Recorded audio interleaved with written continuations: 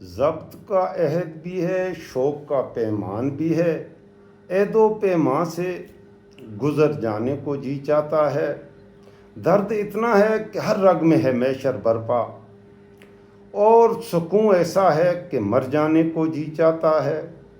عمران خان بیمار ہے، عمران خان کی آنکھیں ضائع ہو گئی ہیں، عمران خان کی ڈیل ہو رہی ہے، عمران خان کو رہا کیا جا رہا ہے۔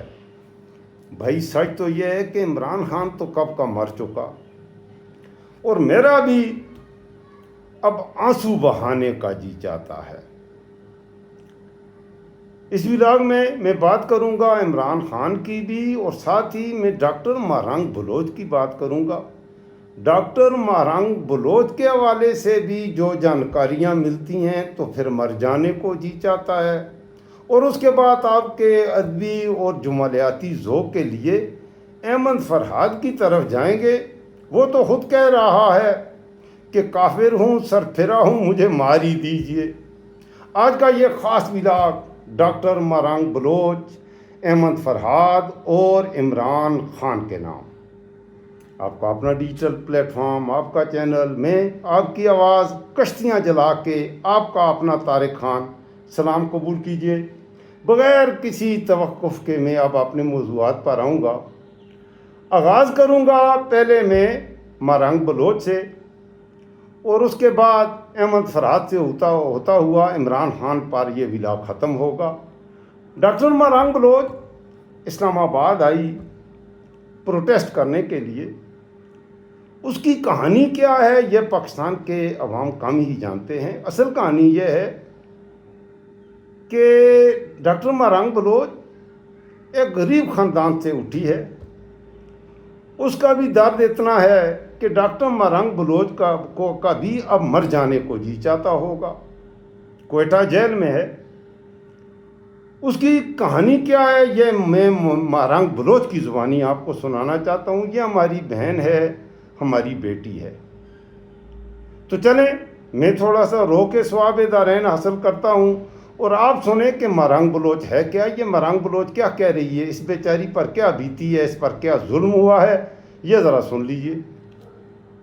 کوئی بھی شخص جب تک وہ اس تکلیف سے خود نہیں گزرے گا نا، وہ کبھی بھی اس تکلیف کو کبھی میں کہتی ہوں، میں اثر رسوخ کے ساتھ کہتی ہوں، 100% کہہ سکتی ہوں کہ وہ اس تکلیف کو کبھی بھی بیان نہیں کر سکتا۔ پھر ایس پی آیا، اس نے کہا نہیں ہمارے پاس نہیں ہے فلاں، اور تو وہ ایک جدوجہد تھی۔ جب میرے والد کو کچہری میں پیش کیا گیا تو یہ اپنے والد کی کہانی عبدالغفار لانگو قبیلے سے تعلق ہے مہرنگ بلوچ کا۔ تو اس کے والد کو 2009 میں اٹھا لیا گیا تھا، اور اٹھانے کے بعد تقریباً 3 سال بعد اس کی مسخ شدہ لاش ملی۔ اس وقت ایک بیٹی پر کیا گزری جب آپ اپنے باپ کی اس نے لاش اس حالت میں لاش وصول کی، مہرنگ بلوچ آگے بتا رہی ہیں، ذرا سنیے۔ مجھے یاد ہے کہ میں اور میری خالہ گئے تھے، تو ہم کو اتنا ٹارچر کیا گیا تھا کیونکہ منہ پر کالا کپڑا ڈالا گیا تھا، اور جج نے اس وقت میرے خیال سے وہ بھی کہا تھا کہ آپ لوگ ایسا کیسے کر سکتے ہو، یہ ایک انسان ہے۔ تو اس وقت میرے والد نے کہا کہ تم لوگوں نے بہت خواریاں کی ہیں میرے لیے۔ پھر انہیں جیل پیش کیا گیا، ہم جیل جاتے تھے ان سے ملنے کے لیے، میں عید کارڈ بناتی تھی ان کے لیے، اور پھر جب وہ رہا ہوئے تو ہم کراچی گئے میری والدہ کے علاج کے لیے، اور آفٹر 6 months انہیں پھر سے ابڈکٹ کیا گیا۔ وہ ایک رات پہلے ہم ہاسپٹل میں تھے، اور ان کو شاید اندازہ ہو چکا تھا، لیکن انہوں نے یہ کہا کہ بس خیال رکھنا ہے اور خود سمیت اپنے بہن بھائیوں کو پڑھانا ہے۔ اور جب میری والدہ آئی، میری والدہ ہاسپٹلائز تھی، ان کا آپریشن ہوا تھا، اور میرا بھائی بہت چھوٹا تھا اس وقت۔ میرے بھائی کے سامنے انہوں نے میرے والد کو مارا ISM ہاسپٹل، اور پھر اس کے بعد اسے اٹھا کر لے کر گئے۔ پھر ہم نے تحریک اسٹارٹ کی، سپریم کورٹ آف پاکستان میں، سندھ ہائی کورٹ میں کیسز چلائے، اور پھر ایک دن ایسا آیا کہ ہمیں یہ بتایا گیا کہ کوئی ڈیتھ باڈی موصول ہوئی ہے گڈانی میں، اور وہ میرے والد کی۔ تو وہ دن سب سے تکلیف دہ دن تھا۔ ہم سجدے میں تھے، اور سجدے میں یہی دعا کر رہے تھے کہ کاش یہ بات جھوٹ ثابت ہو اور ایسا نہ ہوا ہو۔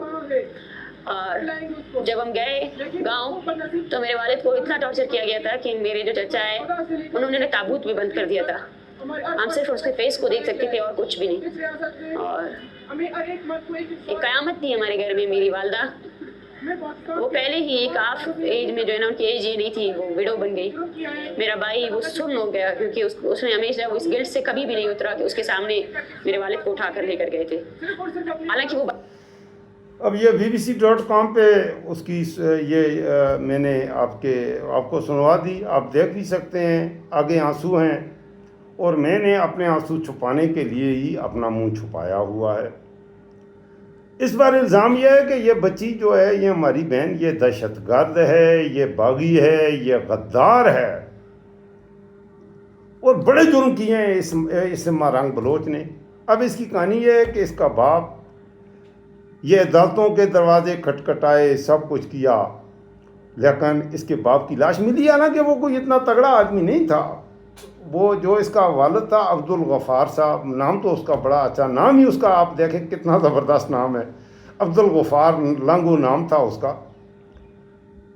کوئی پاکستان کی سیاست میں کوئی بڑا نام نہیں تھا, کوئی اسے جان پہچانتا عام آدمی تھا. جب اس کا باپ قتل ہوا تو یہ بیٹی اس کی عام سے پھر خاص ہوئی. اس نے آواز اٹھائی اور اپنے باپ کے ساتھ اور بھی بلوچستان میں اس طرح کی کچھ کہانیاں ہیں.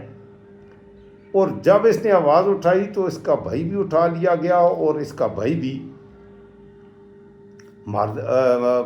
اس کی گمنام لاش, اس کی لاش بھی نہیں ملی, بھائی کی لاش بھی نہیں ملی, باپ کی لاش ملی تھی. اب اس نے پروٹیسٹ کرنا پھر شروع کیا, اور یہ پروٹیسٹ کرنے کے لیے 2 سال پہلے 3 سال اسلام آباد آ گئی.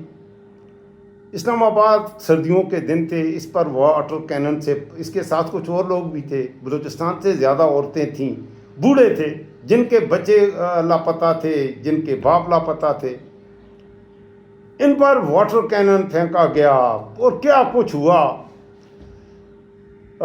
وہ مناظر میں دیکھتا ہوں تو میں مزید دکھی ہو جاتا ہوں. پھر کیا ہوا, اللہ اکبر کبیرہ. ایک اینکر ہے, یہ پاکستان کے اداروں کی نمائندگی کرتی ہے, یہ پہنچ گئی ادھر پروٹیسٹ میں, اور اس نے ڈاکٹر مارنگ بلوچ, اس کا نام فضا خان ہے, یہ گئی اور بڑا منہ چبا کے یہ باتیں کرتی ہے. اس نے ڈاکٹر مارنگ بلوچ سے کچھ باتیں کیں. مارنگ بلوچ نے کیا جواب دیے یہ ذرا آپ سن لیں, پھر میں آگے بڑھوں گا. ابھی آپ نے کہیں جانا نہیں ہے, یہ آپ کا اپنا چینل ہے, میں آپ تک سچ پہنچاتا ہوں جو سچے حالات ہیں. میں کوئی پیڈ یوٹیوبر بھی نہیں ہوں, میں کسی سے پیسے لے کر اپنے قلم کو اور اپنے ضمیر کو اور اپنے ایمان کو بیچتا نہیں ہوں. تو اس لیے میری آپ سے گزارش ہوگی کہ آپ ابھی چینل کو بھی سبسکرائب کر لیں, بیل آئیکن پریس کریں, اور یوٹیوب کے اس حق اور سچ کے سفر میں میرے ضرور ہم سفر بنیں. یہ ذرا سنیے ڈاکٹر مارنگ بلوچ اس اینکری کو کیا کہہ رہی ہے. آج ہم بھی بلوچ مظاہرین سے ملنے گئے تاکہ براہ راست ان سے رابطہ کر سکیں, لیکن مظاہرین ہمارے ساتھ جس طرح پیش آئے وہ ان کے پرامن ہونے کی کلئی کھولنے کے لیے کافی ہے. اب یہ کہہ رہی ہے کہ جو مظاہرین ہیں وہ پرامن نہیں ہیں. اس نے سوال ایسے گھٹیا کیے, وہ سوال آگے میں آپ کو سنوا رہا ہوں, آپ نے سننا غور سے ہے, آپ غور سے سنیں گے تو پھر آپ کو کہانی کی سمجھ آئے گی. یہ سوال کیا کر رہی ہے اور ڈاکٹر مارنگ جواب کیا دے رہی ہے, یہ آپ نے غور سے سننا ہے. یہاں پر ڈاکٹر مارنگ بھی موجود تھیں اور ان سے کیا سوال پوچھے گئے میری جانب سے, اور انہوں نے سوالات کے جوابات کیا دیے, اور اس کے بعد کیا ہوا یہ سب دیکھیے گا. جی تو یہ جو ریلی جن کی قیادت میں آئی ڈاکٹر مارنگ بلوچ, وہ اس وقت میرے ساتھ موجود ہیں. السلام علیکم ڈاکٹر صاحب. وعلیکم السلام. اچھا, سب سے پہلے تو یہ جو آپ کی ریلی ہے جس کی آپ قیادت کر رہی ہیں, آپ احتجاج کی شکل میں یہاں پہ بیٹھے ہوئے ہیں, اس کا مقصد کیا ہے؟ اس کا مقصد یہ ہے کہ بلوچ نسل کشی بند کی جائے, جو ایکسٹرا جوڈیشل کلنگز ہے اس کو بند کیا جائے, اور جو بلوچ لاپتہ افراد ہے ان کو عدالتوں میں پیش کیا جائے, ان کو رہا کیا جائے. ٹھیک ہے. ابھی جو بلاچ کے معاملے کے بعد آپ نے اس تحریک کو باقاعدہ اس کا آغاز کیا, اور آپ نے کہا کہ یہاں سے بھی تحریک چلی ہے, اور اس حوالے سے جو ان کے جو لواحقین ہیں ان کے جو مطالبہ تھا پہلے کچھ اور تھا, اب مطالبہ کچھ اور ہے. پہلے صرف وہ مقدمے کا اندراج چاہتے تھے, اور اب وہ ٹی کے خلاف مقدمے کا اندراج چاہتے تھے. اب وہ جو مطالبہ تبدیل ہو گیا کہ جی میں مطالبہ چلا گیا, اس پہ بڑے سوال اٹھائے جا رہے ہیں کہ مطالبہ اچانک سے تبدیل کیسے ہوا, کس کے کہنے پر ہوا, آپ کا اس پہ کیا موقف ہے؟ دیکھیے, یہ کسی کے کہنے پر تبدیل نہیں ہوا ہے. اس تحریک کو بلوچ یکجہتی کمیٹی پہلے دن سے لیڈ کر رہی تھی. ہم نے سی ٹی ٹی کے جو غیر قانونی جو لوگوں کو مارنا ہے اس کے خلاف پہلے بھی تحریکیں چلائی ہے. 2022 میں 10 لوگوں کو زیارت میں جو ہے نا مسخ شدہ لاشیں پھینکی گئی. وہ سب اب آگے پوچھے گی تمہیں کھانا کون دیتا ہے، تم اسلام آباد آئی کیوں ہو، کیسے آئی ہو، تم تربت سے کیوں چلی ہو، تم زیارت کیوں گئی ہو، تم کوئٹہ کیوں گئی ہو. وہ بتا بھی رہی ہے کہ بھئی میں پروٹیسٹ کر رہی ہوں تو میں نے ہر جگہ جانا ہے. اب آگے سنیں، آگے جو اس کا المناک بات ہے وہ ابھی آگے آپ نے یہ سننا مکمل ہے. تیار کر کے ہمیں یہ کہا جاتا ہے کہ آپ جن لوگوں نے اس کو مارا ہے ہم نے اس کے خلاف ایف آئی آر کیا ہے. میرا سوال یہ ہے کہ ہم فرد کو کیوں پکڑے؟ ٹھیک ہے نا، جس نظام نے اس کو یہ کہا، ظاہر سی بات ہے سی ٹی ٹی کے کسی بندے کا جو ہے نا بالاچ کے ساتھ کوئی ذاتی دشمنی تو نہیں تھی. یہ کس کا فیصلہ تھا، یہ کس کی ذمہ داری تھی؟ بنیادی طور پر بالاچ کو جب 10 روزہ ریمانڈ میں رکھا گیا، ٹھیک ہے، تو وہ ذمہ داری اسٹیٹ کی تھی، وہ اس کی حراست میں تھا، اس کا شہری تھا، اس پر کوئی بھی جرم ثابت نہیں ہوا تھا. جو بی ایل اے سے تعلق ظاہر کیا جا رہا ہے اس کی کیا کہانی ہے؟ کیا کس تعلق بی ایل اے سے تعلق کس نے ثابت کیا؟ کیا آپ کی عدالت نے ثابت کیا؟ کس عدالت نے ثابت کیا؟ کون سا عدالت تھا جس نے ثابت کیا کہ بی ایل اے سے اس کا تعلق تھا؟ کسی کے کہنے سے تو یہ BLA خود سے ہی تعلق نہیں اپنی بنتا. طرف سے اب مجھے میں ایک پٹھان ہوں اور میں یہاں رہتا ہوں، مجھے کر دو. میں تو کہتا ہوں ڈاکٹر مہرنگ بلوچ پر یہ کچھ بھی یہ کہیں گے جی کہ ذوالفقار علی بھٹو کو پھانسی پر اس نے مہرنگ بلوچ نے چڑھوایا تھا. جنرل ضیاء الحق کا تیارہ گرا تھا، وہ نہیں اسے مہرنگ بلوچ نے مارا ہے. اس ریاست میں یہ ہے، اس ریاست میں قانون، آئین، عدل. میں نے اپنے پچھلے ولاگ میں عرض کیا گیا ہے کہ اسلام آباد میں ایک نوجوان کو گئے جس کے دونوں بازو کٹے ہوئے ہیں، بازو نہیں ہیں، اور اسلام آباد پولیس اسے ڈوگرا راج والی عدالت میں لے کر گئی ہے کہ یہ ہمیں پتھر مار رہا تھا، یہ ہمیں ڈنڈے مار رہا تھا، اور وہ جج اسے سزا دے رہا تھا. ایسے میں وکیل رو پڑا اور منت کی کہ خدا کے لیے. اس جج نے کہا اچھا اس کی قمیض اتار کے دکھاؤ. اس نے کہا اس کے بازو ہی نہیں ہے، یہ کیسے پتھر مار رہا ہوگا؟ وہ پی ٹی آئی کا تھا، اس کے بازو نہیں تھے. معذور شخص اسے اٹھا لیا اور اس پر الزام کہ یہ ڈنڈے مار رہا تھا پولیس کو. یہ ہے عدل. اب اس عدل کے نظام میں ڈاکٹر مہرنگ بلوچ جو چاہے آپ کا حسن کرشمہ ساز کرے، اس پر اور بھی جتنے قتل ہوئے ہیں سارے ڈالو اس پہ. آگے وہ کیا کہہ رہی ہے ذرا سنو. آپ کی کس عدالت میں جو ہے نا شواہد، یہ بات کہ انہوں نے دوران حراست جو ہے نا یہ ایکسیپٹ کیا ہے. میں یہ بولنا چاہتی ہوں کہ یہ بالکل غلط ہے. کسی بندے کو پکڑنا، اس کو تشدد کرنا اور اب بعد میں یہ کہنا کہ اس نے تشدد کے دوران جو ہے نا یہ ایکسیپٹ کیا ہے. سب سے بڑی بات یہ ہے کہ وہ اگر ان کا بی ایل اے سے تعلق تھا تو اپنی عدالتوں میں اس کو پھانسی کی سزا دیتے، اس کو قید کی سزا دیتے. عدالت پھانسی کی سزا دیتی. اسے مارا کیوں گیا؟ غائب کیوں ہوا؟ اور غائب ہونے کے 2 سال بعد جا کے لاش مل رہی ہے. عدالتوں کے ذریعے آپ کی عدالت اسے، میں گناہ گار ہوں، میں اسٹیٹ کے خلاف کچھ کر رہا ہوں، تو میں نے کسی کو قتل کیا، کوئی ڈاکہ کچھ بھی کیا، مجھے سزا دیں. جو یہ کام کرنے والے ہیں انہیں کوئی عدالت سزا نہیں دیتی، اور ان لوگوں کو سزا دیتی ہے جن کے بازو ہی نہیں ہیں. آگے سنیں. نے جب اب یہ غصے میں آئے گی، یہ اینکر جو ہے اتنے گھٹیا سوال کر رہی ہے، اب مہرنگ بلوچ کو غصہ آئے گا. یہ ذرا سنیے. وہ اسٹیٹمنٹس میڈیا میں موجود ہے، ٹھیک ہے نا، وہ اس بات کا ثبوت ہے. اس سے ہمیں یہ لگا کہ ایف آئی آر جو ہے نا وہ ناکافی ہے. ڈاکٹر مہرنگ بلوچ آپ کے بارے میں بھی تاثر ہے کہ آپ کے والد کا بھی بی ایل اے سے تعلق تھا، اس بات میں کتنی صداقت ہے؟ دیکھیے میں 12 کہہ چکی ہوں کہ میرے والد کا تعلق جو ہے نا کسی اس سے نہیں تھا. میرے والد کا کیس سپریم کورٹ میں چل رہا تھا، سپریم کورٹ آف پاکستان میں چل رہا تھا. جب کیسے ثابت کریں گے؟ میں ثابت نہیں کروں گی، آپ کی عدالتیں ثابت کرتی. اگر آپ یہ کہہ رہے ہیں کہ میرے والد کا تعلق کسی تنظیم سے تھا تو آپ کو سب سے پہلے اپنے سول ڈیموکریسی پر سوال اٹھانا چاہیے کہ آپ کی عدالتیں کس لیے تھی. کیونکہ آپ کی کسی عدالت نے میرے والد پر کوئی، میرا والد دوران حراست تھا، اس پر 3 سال جو ہے نا آپ نے کیسز چلائے، ان کیسز کے دوران وہ جو بری ہوئے ہیں، ٹھیک ہے نا.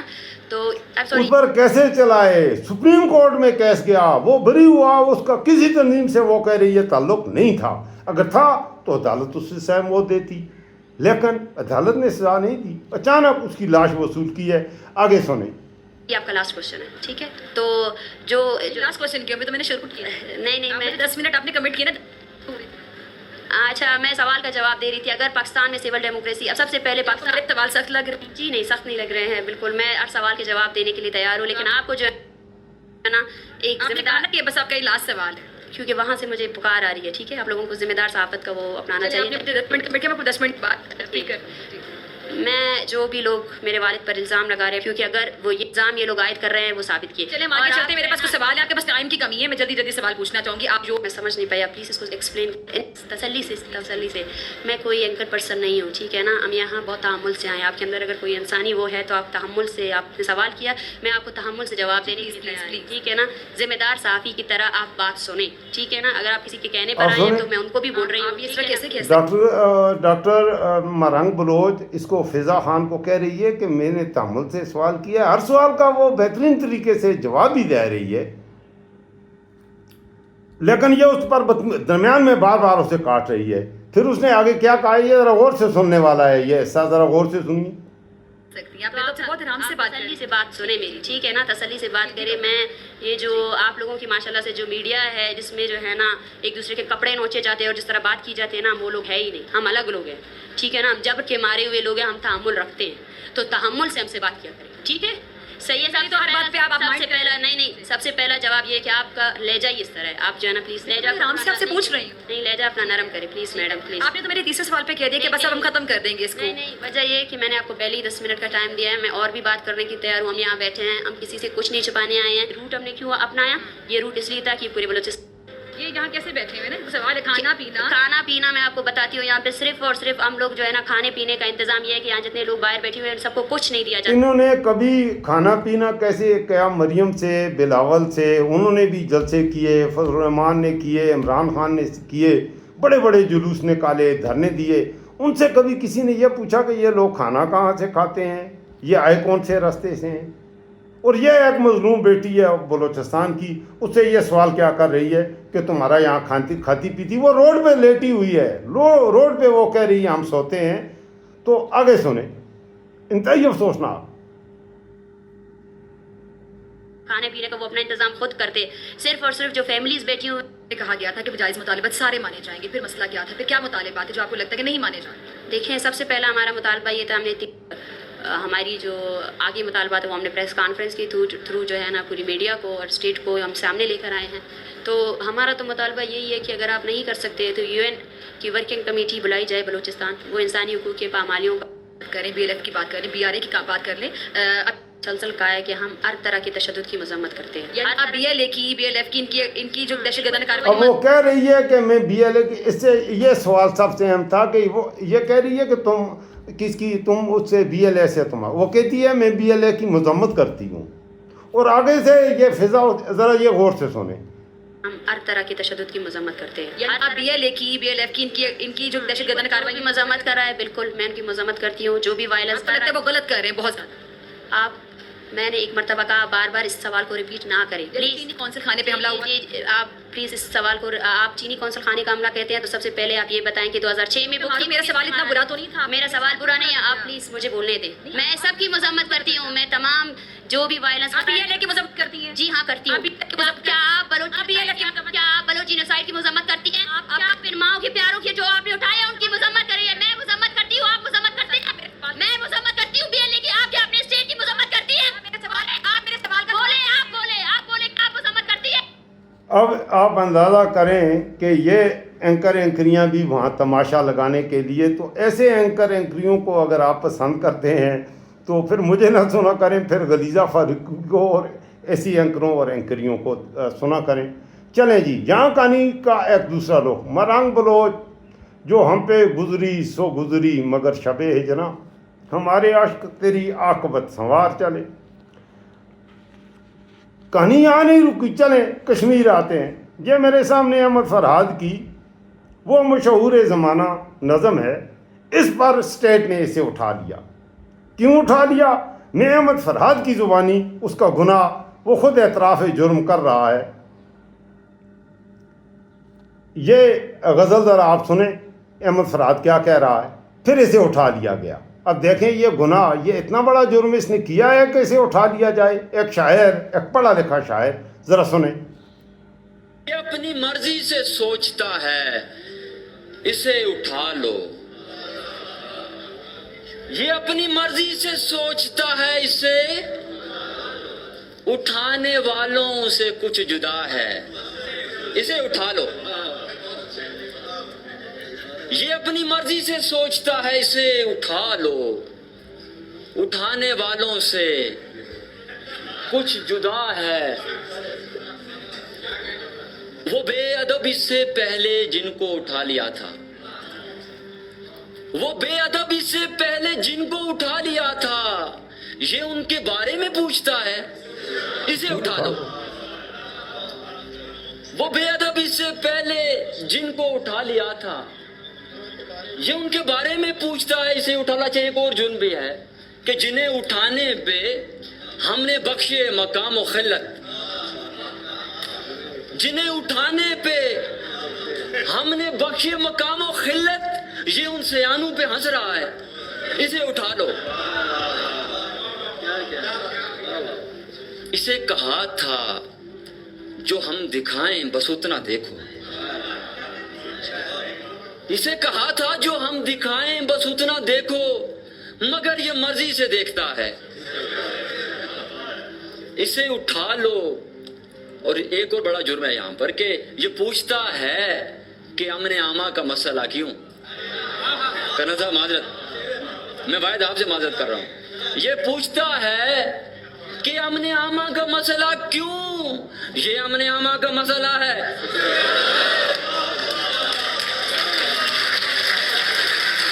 امن عامہ کا مسئلہ کیا ہے؟ اسے اٹھا لو. سوال کرتا ہے یہ دیوانہ ہماری حد پر. ہم تو آئینی حدود کا پوچھتے نا تم سے. سوال کرتا ہے یہ دیوانہ ہماری حد پر، یہ اپنی حد سے گزر گیا ہے، اسے اٹھا دو. اور پھر احمد فرحاد کو اٹھا لیا گیا. جب اٹھا لیا گیا تو اس نے کہا کہ اب آگے اس نے پھر کیا کہا؟ پھر اس نے کہا کافر ہوں، سر پھرا ہوں، اب مجھے مار دیجئے. میں سوچنے لگا ہوں مجھے مار دیجئے. احساس ہے مجھے بڑا جرم ہے یہ کام. میں خواب دیکھتا ہوں مجھے مار دیجئے. میں ٹھیک سوچتا ہوں کوئی حد میرے لیے. میں صاف دیکھتا ہوں مجھے مار دیجئے. یہ ظلم ہے کہ ظلم کو کہتا ہوں صاف ظلم. کیا ظلم کر رہا ہوں مجھے مار دیجئے. زاہد و زود و تقویٰ و پرہیز کی روش میں خوب جانتا ہوں مجھے مار دیجئے. زندہ رہا تو کرتا رہوں گا ہمیشہ پیار. میں صاف کہہ رہا ہوں مجھے مار دیجئے. بے دین ہوں مگر زمانے میں ہیں جتنے دین. میں سب کو جانتا ہوں مجھے مار دیجئے. پھر اس کے بعد شعر میں ناچے گا ہو کا شور. میں آخری صدا ہوں مجھے مار دیجئے. چلیں جی، احمد فرحاد پر کہانی ختم نہیں ہوئی. احمد فرحاد کو اٹھا لیا گیا. احمد فرحاد کی رہائی کے لیے یہ اپنا کیا نام ہے، یہ ذرا سنیں آپ. احمد فرحاد کی رہائی کے لیے انہوں نے وکیل کیا، اور وکیل کی ایمان مزاری اور اس کا شور احمد چٹھا.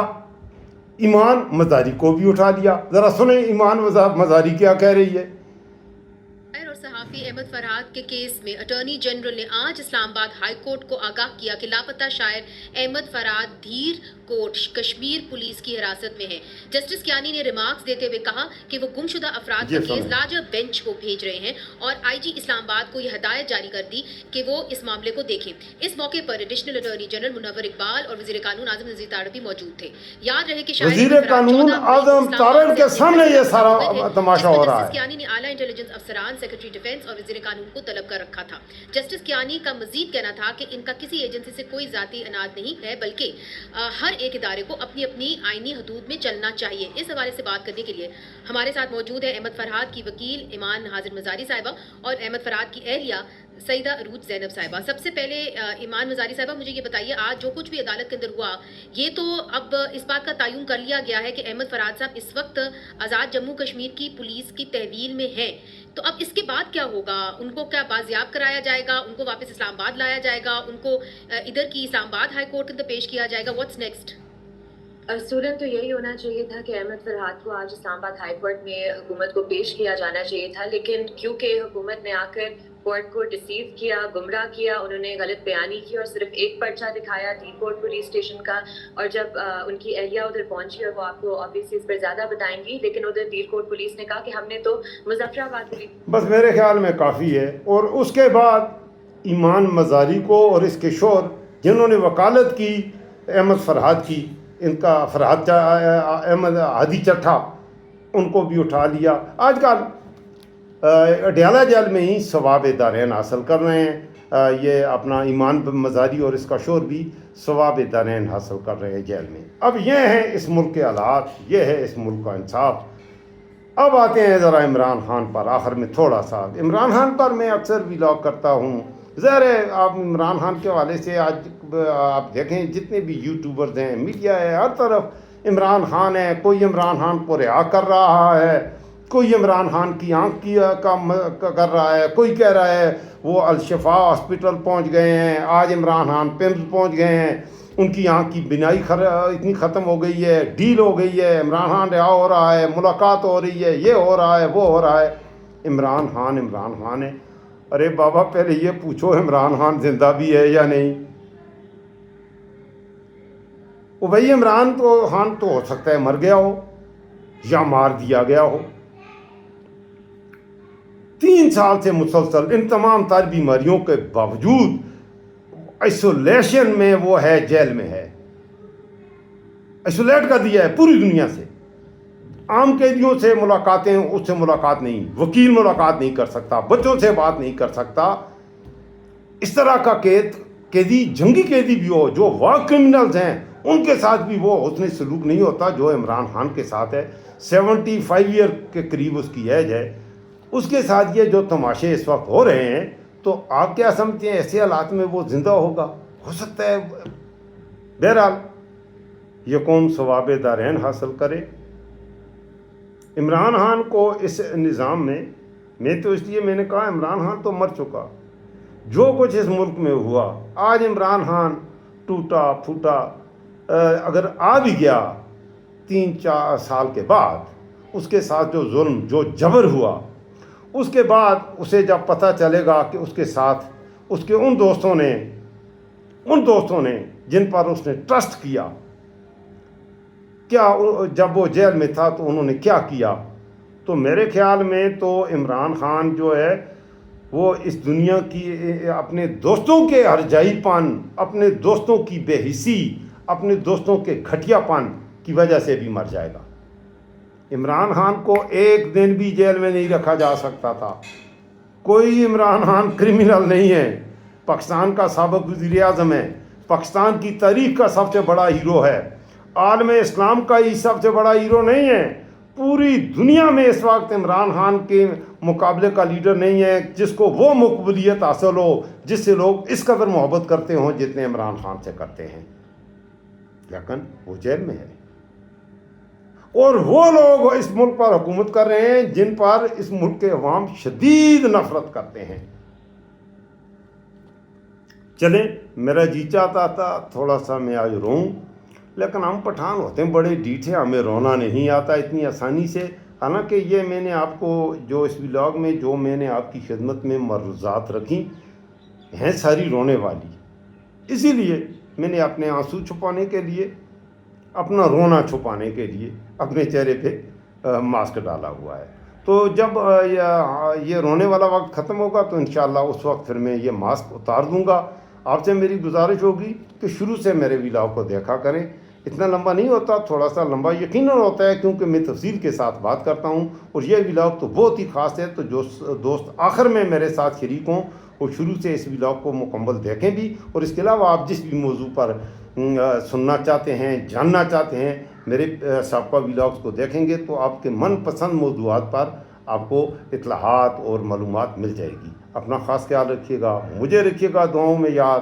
اللہ سبحانہ و تعالی آپ کا بھی محفوظ و نگہباں ہو اور میرے پاکستان کا بھی محفوظ و نگہباں ہو. اللہ حافظ.